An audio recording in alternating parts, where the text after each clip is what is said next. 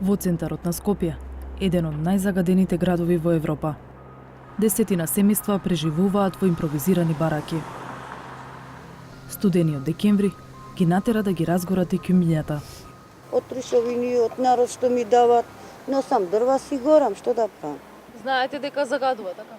Знаеме, поради ние не ќеме да загадуваме, ама мора да се топли шладно е. Сакам да дојдат и они да мислат за нас, да не помогнат.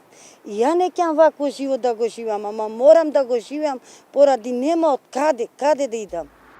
Сиромаштијата е заедничко и за останатите жители на оваа населба. Се греат на што ќе стигнат, а меѓу нив има и повозрасни и деца со астма. И не се единствени, напротив. Истражувањето на UNDP покажа дека речиси половина од домакинствата во Скопје се загреваат со огревно дрво.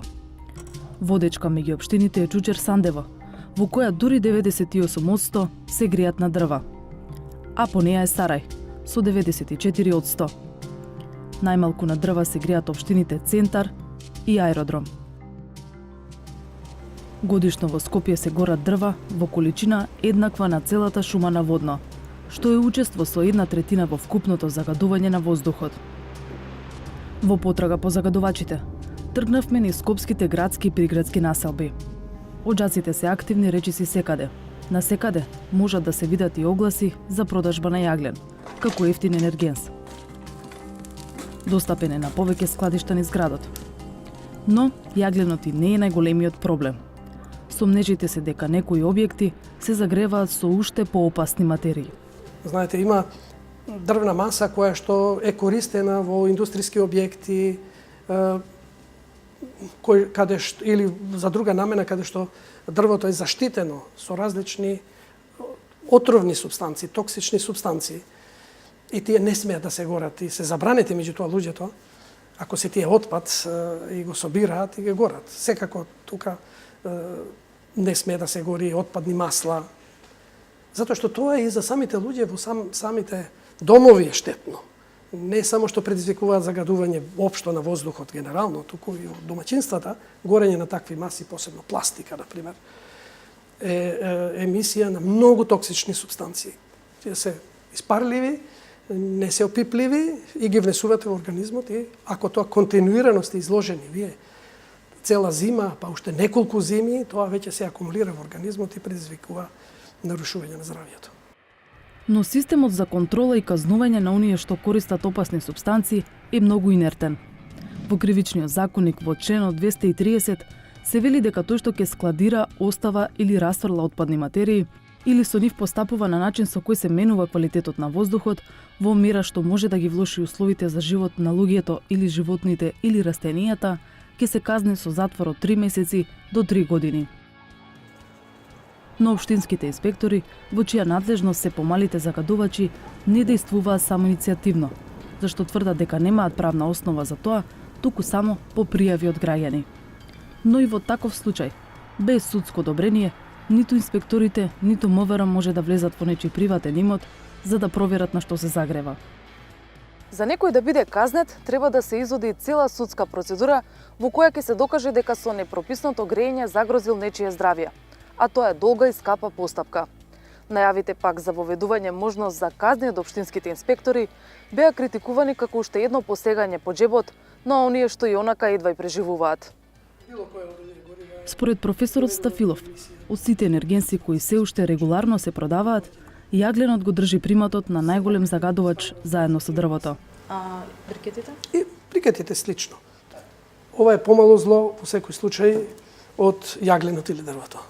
Дефинитивно е утврдено дека согорувањето на овие горива за загревање предизвикува емисија на штетни субстанции, и тоа не само цврсти честички, помали од 10 или 2,5 микрометри, туку и на други штетни субстанции. Ако таквите концентрации се континуирани 24 часа, како што имаме случај, тогаш во организмот внесуваме релативно големи количества.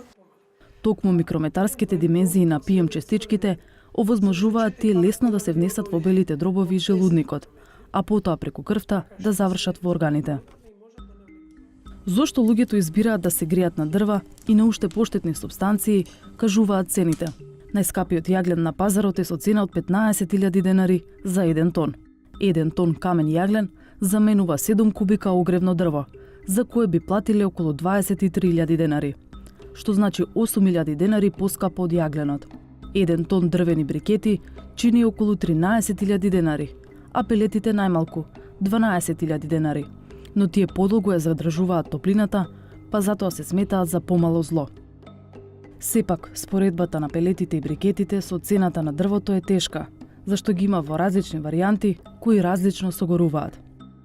Но во секој случај, сите овие енергенси се поевтини од грејење на струја и парно. Тогаш каде би бил излезот? Сончеви колектори, топлински пумпи, изолација на домови. Еве ги трите елемента според мене што би биле победничка варијанта, а паралелно да се овозможи на топлификација да се шири, да се види што може некако да се помогне и општините заедно со градот Скопје на некој начин од оно комунален придонес што го добиват да вложат пари во изградба на дистрибутивните гасификацијски системи. Брза гасификација на Скопје е исто така дел од формулата за намалување на аерозагадувањето. Кај што има такви објекти индивидуални, кај што нема топлификација, имат индивидуални котли за централно грејење на својата куќа, а трошат течно гориво. Гасот да дојде таму, ќе се намали драматично загадување, а плюс тој ќе биде знатно поевтин од течното гориво кое што го користат. Такви ви се црниче, пржино, радишани, имате неколку. Ако се тргне веднаш со тоа, за година дена ја не сум убеден дека може се да се направи со нашиот ритам на работа, но ако се почне, ќе се направи. Треба да се почне. Но како сиромашни семејства кои се откажале од системот на парно грејење, ќе се мотивираат повторно да се приклучат? И како државата да наметне стандард на грејење во индивидуалните домаќинства? Најавена е измена во регулативата за градење, со што секој инвеститор ќе мора да приложи проект за начинот за затоплување. Ќе се стимулираат и нови типови грејење, но јагленот ќе се забрани за користење дури во 2021 година. Членови на невладината Екосвест, кои се дел од државната интерресорска група, велат дека иако мерките се уште не се видливи во праксата, сепак пристапот на власта е поконструктивен од порано. Апелираат конечно да се формира фонд за енергетска ефикасност, преку кој граѓаните би можеле да земаат бескаматен или нискокаматен кредит, за да набават ефикасен систем за грејење. Практично граѓаните би требало со добивката која што ја имаат од заштедата да можат да си го враќаат тој бескаматен или нискокаматен кредит на одреден период. Значи фондот за енергетска ефикасност е нешто што е во дискусија веќе многу долго време, значи уште од донесувањето на стратегијата за енергетика во 2010-та. Меѓутоа, за жал досега еве речи си 8 години се уште не е остварен на терен. И додека власта размислува каква законска рамка е најпогодна, ќе помине уште една сезона без повидливи зафати.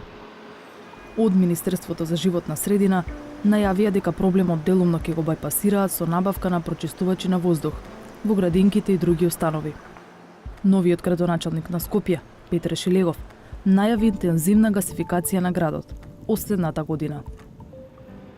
Градоначалникот на Центар, Саша Богдановиќ, најави 7-метарска кула за прочистување на воздухот во неговата општина, но и таа ќе се гради во 2019-та.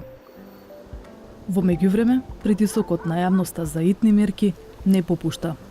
Ни смогот во Скопско осамна и портретите на македонски револуционери со пораки за чист воздух. Јасно е дека барат големи средства, меѓутоа негативните ефекти на нарушувањето на здравјето исто така се големи. Очекуваме годинава законската рамка да биде целосно поставена за да можеме да ги видиме резултатите што е можно поскоро.